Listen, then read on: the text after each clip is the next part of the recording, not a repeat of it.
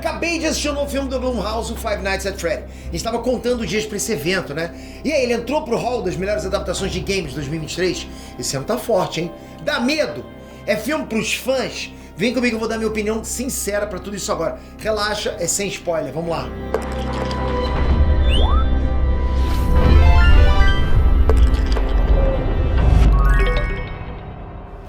Inês Trunks, Peter aqui, olha quem voltou, hein? Goku, finalmente Goku voltou. Sabe o que o Goku tá querendo agora? Tá querendo que você ajude a gente no Invest. Porra, galera, dá essa moral pra gente, deixei os links aqui, falta pouquinho a última fase. Se você já voltou, pode voltar de novo. Se você nunca voltou, aí você poderia muito ajudar a gente agora. Peter, é difícil? Pô, só um clique aqui, um clique lá pra validar.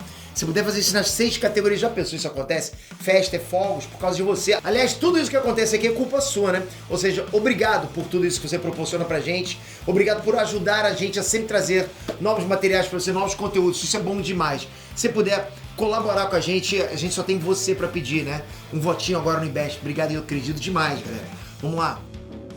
Bem, lá em 2014, muita gente se apaixonou por Five Nights at Freddy's. De lá pra cá, foram 7 anos aí mais ou menos pra executar esse filme, até chegar nos cinemas. Então, será que valeu toda essa espera? Porque, pô, 7 anos, né? Pensa comigo, a Blumhouse é um estúdio que tem mandado muitíssimo bem nos últimos anos com os filmes de terror. Pois é, Blumhouse pra filmes de terror. Então já tinha um terreno muito fértil ali pra finalmente adaptarem Five Nights at Freddy's, concorda? Porra, estúdio bom, tá, pô, um tema bacana, um estúdio que manja bem do assunto, entende? Além do mais, o próprio criador do game, o Scott Cawthon, ele teve o tempo todo envolvido nesse projeto. Ajudou, inclusive, como roteirista. Então, tinha muita coisa favorável pra gente esperar grandes resultados desse desafio aí de adaptar os games de FNAF, né, pras telonas. Mas e aí, o objetivo foi cumprido? Ou Five Nights at Freddy's escorregou na banana e acabou com o encanto de que 2023 era o ano das adaptações de games? Porque tava sendo, né? Vamos esmiuçar esse assunto agora, mas vamos começar pelo começo. A gente tinha visto trailers que a produção parecia caprichada. A gente percebia que tinha todo um cuidado ali, né, especial para manter o visual, o clima dos jogos originais. Porque a gente sabe, hoje em dia, quando se adapta e não mantém a essência do original, a galera reclama pra caramba, com razão, né? Porque, pô, a gente quer ver uma coisa original bacana. E isso se manteve no filme. Ainda bem. A trama partiu da história do primeiro game, acompanhando o Mike como segurança noturno da pizzaria por 5 noites. E a história do filme é exatamente isso, né? Dura 5 noites mesmo. E falando no Mike, aí começam algumas coisas acrescentadas no filme. Isso é até compreensível. Existem diferenças gigantes, né, em histórias contadas em filmes e histórias contadas nos games. Lógico, eu falo sempre disso pra vocês. Não dá pra simplesmente, porra, dar Ctrl-C e Ctrl-V, porque o veículo é diferente. E nem tudo que funciona num vai funcionar no outro, isso é óbvio.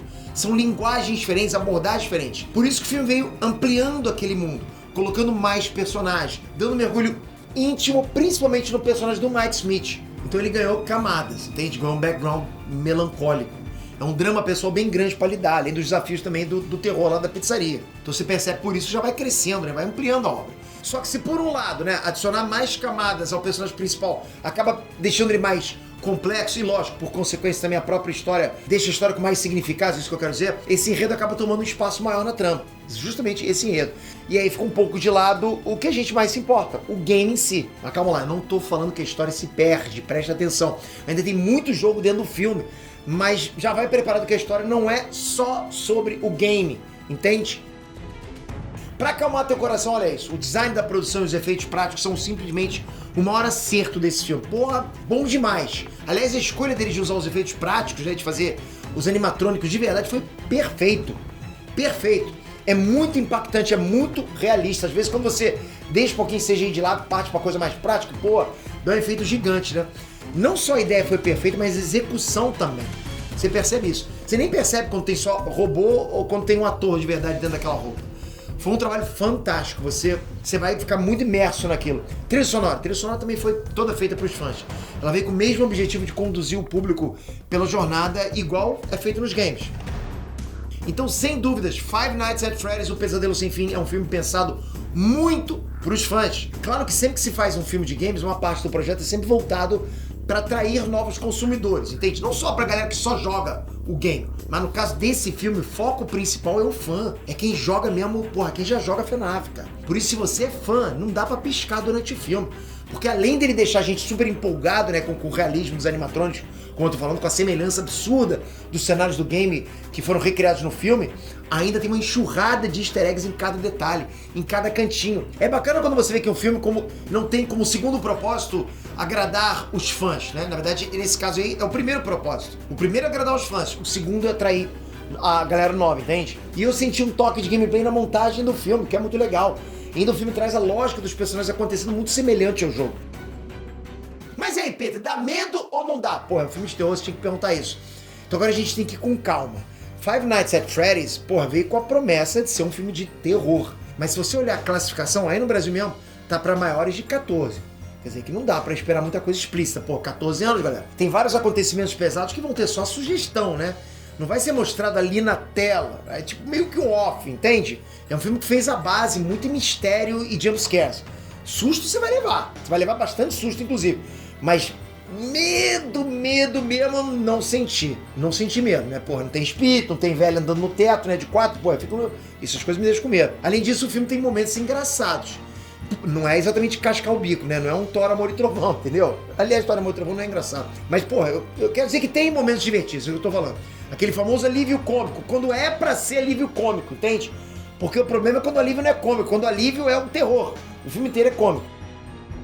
Mas nem tudo são flores, ok? Eu tenho que ser sincero com vocês. O roteiro é o ponto mais sensível desse filme. E olha que doideira. O roteiro é assinado pela diretora, a Emma Tammi, e pelo próprio Colton, que é o criador dos games. E mesmo assim, o roteiro tem várias inconsistências. Umas facilidades. Você sabe do que eu tô falando? Facilidade de roteiro, entende? Os momentos que parece que rolou aquela preguiça de além. Ah, tá escrevendo até aqui, tá bom, né? Ou então desperdiçou fios importantes. Então, assim, em termos de adaptação visual, de diversão, de agradar os fãs, é um filme extremamente competente. Mandou bem pra caraca, entende? Você é fã, vai gostar. Mas o roteiro não ficou no mesmo nível. E tinha muito espaço pra ser o mesmo nível. Mas claro, não tô dizendo que invalidou a minha experiência. Eu tô tentando ser um crítico para vocês, entende? Tô tentando abordar todos os lados. Então assim, não validou a minha experiência. De jeito nenhum essa questão do roteiro. Pelo contrário. Eu acho até que eu entendo o roteiro ter ficado um pouquinho mais fácil por causa da decisão da classificação indicativa. 14 anos. E até isso eu entendo, pô. A FNAF é um game que tem muitos fãs mais novos. E essa galerinha também tinha que ser contemplada. Pô, vai deixar a galera de fora? Pô, você vai fazer um filme pra maior de 18? Não dá. Por isso que o terror fica um pouquinho mais soft, normal. O roteiro fica mais simples. Pelo menos é o que eu penso. Fora isso, Five Nights at Freddy's é um filme introdutório. Ele deixa claro que a franquia só começou. E se você ficou até agora aqui no vídeo, fica sabendo já que o filme tem uma cena pós-crédito. E tem um negocinho lá no finalzão, ok? Bem lá no finalzão. Se você quiser ver, é com você. Ok, resumo da obra agora. Eu me diverti muito com Five Nights at Freddy's. Mesmo não sendo tão assustador como eu falei, eu entendi a proposta. E no geral, ele é um filme feito pros fãs de todas as idades, que mandou muito bem, de verdade. Galera, pô, filme legal, cara. Curti mesmo. Tem muito capricho, sabe? Que a gente sente que o filme é pra gente mesmo. E isso tem todo valor. Minha nota, 7,5 de 10. Vale a pena ir? Vale pra caramba. Vai assistir esse filme, você vai curtir pra caramba, ok? Você assistiu? Já vai comentando aqui embaixo, tá hypado? Comenta também. Se puder, ajuda a gente no voto aqui no Invest. Pô, se não quiser votar no 6, vota em 3, 2, talvez 1. Aí já ajuda pra caramba. Se puder votar no 6, nossa... Aí é festa total. A gente consegue, galera. Vocês estão conseguindo empurrar a gente. E a gente tá disputando, né? Um jeito corre, um jeito difícil. Obrigado de coração. Toca aqui agora. Se inscreve no canal, ativa o sininho. Porra, bom demais, galera. Vocês são top, vocês sabem disso, né? Espero vocês no próximo vídeo aí, querido. Valeu, galera. Uhul!